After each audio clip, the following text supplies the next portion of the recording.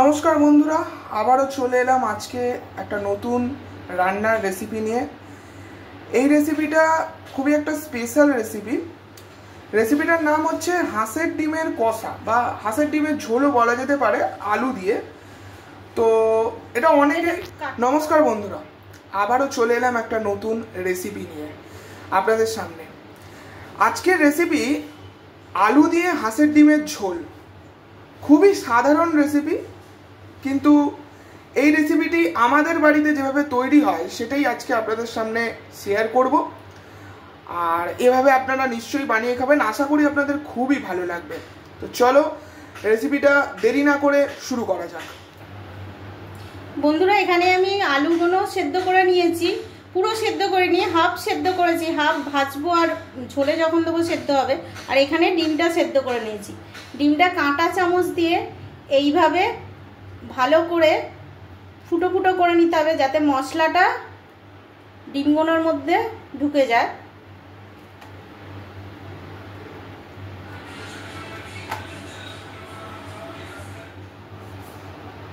এবার হলুদ আর নুনটা মাখিয়ে নেব।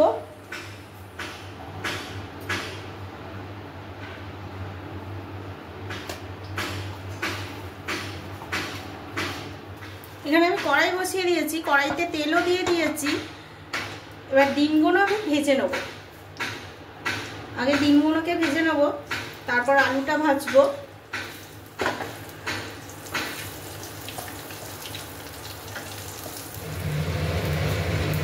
বন্ধুরা, এখানে ডিমগুলো ভাজা হয়ে গেছে, আমি তুলে নিচ্ছি। এবার এর মধ্যে আলুগুলো দিয়ে দেবো।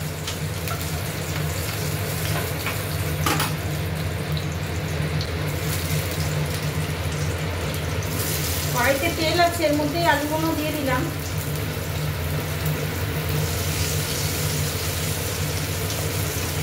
আলুগুলো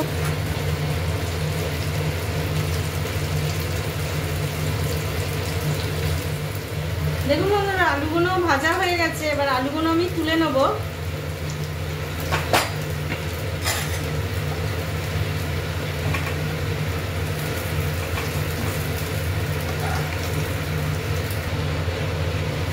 এবার তেল দিয়ে দিচ্ছি এর মধ্যে একটু।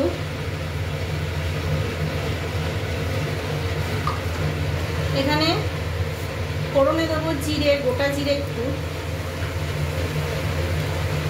তেজপাতা, একটা ছোট্ট দালচিনির টুকরো আর দুটো ছোট এলাচ।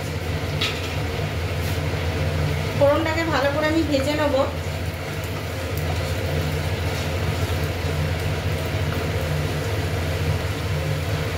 ফোড়নটা ভাজা হয়ে গেছে, এর মধ্যে এবার আমি পেঁয়াজ দিয়ে দেব।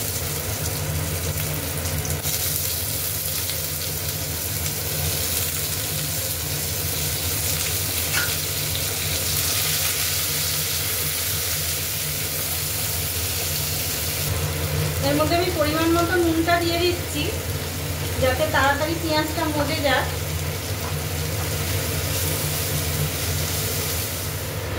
দেখুন বন্ধুরা, পেঁয়াজটা ভাজা হয়ে গেছে। এর মধ্যে এবার আমি আদা রসুন বাটা দিয়ে দেবো। আদা রসুন বাটা দিয়ে দিলাম।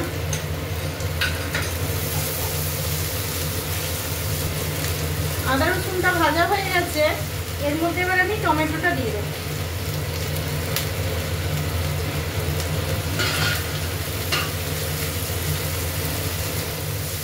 টমেটো ভাজা হয়ে গেছে, এর মধ্যে এবার আমি একে একে মশলাগুলো দিয়ে দেবো।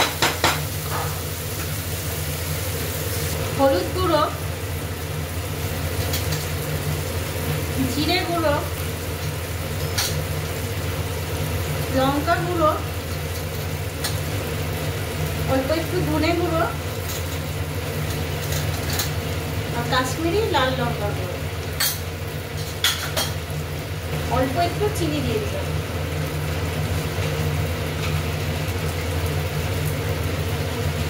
একটু জল দিলাম, মশলাটা ভালো করে কষিয়ে নেবো। জল না দিলে মশলাটা পুড়ে যাবে।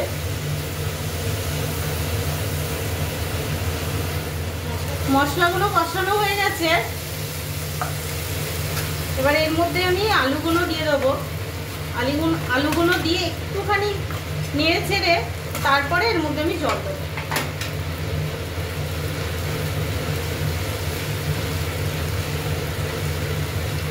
এবার এর মধ্যে আমি জল দিয়ে দিচ্ছি।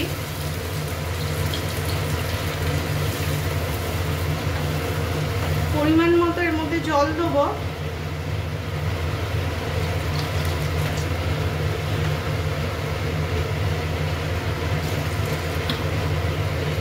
ঝোলটা ফুটে গেলে ডিমগুলো আমি তুলে দেবো এর মধ্যে।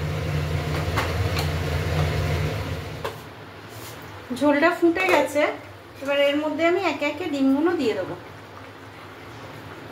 ডিমটা দিয়ে আমি 3 থেকে 4 মিনিট এটাকে ফুটাবো। দেখুন বন্ধুরা, হাঁসের ডিমের ঝোল হয়ে গেছে আলু দিয়ে। এবার এটাকে আমি পরিবেশন করব। তো বন্ধুরা, আপনারা দেখলেন যে কিভাবে খুব সহজ পদ্ধতিতে এই হাঁসের ডিমের লাল লাল ঝাল ঝাল একটা লোভনীয় ঝোল আমাদের বাড়িতে তৈরি হলো আলু দিয়ে। তো এই ঝোল যে কোনো জিনিসের সঙ্গেই খাওয়া যেতে পারে, ভাত, রুটি, লুচি, খুব সুন্দর লাগবে। তো আজকের মতো ভিডিওটা এখানেই শেষ করলাম। আবার দেখা হবে নতুন কোনো ভিডিওতে, নতুন কোনো সহজ সিম্পল একটা রান্নার রেসিপি নিয়ে আপনাদের সামনে হাজির হব। আর আজকের ভিডিওটা যদি ভালো লেগে থাকে প্লিজ কমেন্ট করে জানাবেন, এবং এই রান্নাটি করে আপনারা খাবেন এবং ভালো লাগলে প্লিজ কমেন্টে জানাবেন। তার সাথে সাথে আমাদের চ্যানেলে যারা নতুন আছেন তারা প্লিজ চ্যানেলটাকে সাবস্ক্রাইব করে দেবেন এবং পাশে থাকা বেল আইকনটি প্রেস করে অল বাটন নোটিফিকেশনে ক্লিক করে দেবেন, যাতে আমাদের সমস্ত ভিডিওর নোটিফিকেশন আপনারা সবার আগে পেয়ে যান। এবং ভিডিওটা লাইক করতে একদমই ভুলবেন না। তো চলুন আজকের মতো যাই, আবার আসবো নতুন কোনো রেসিপি নিয়ে। আজকের মতো টাটা, বাই বাই।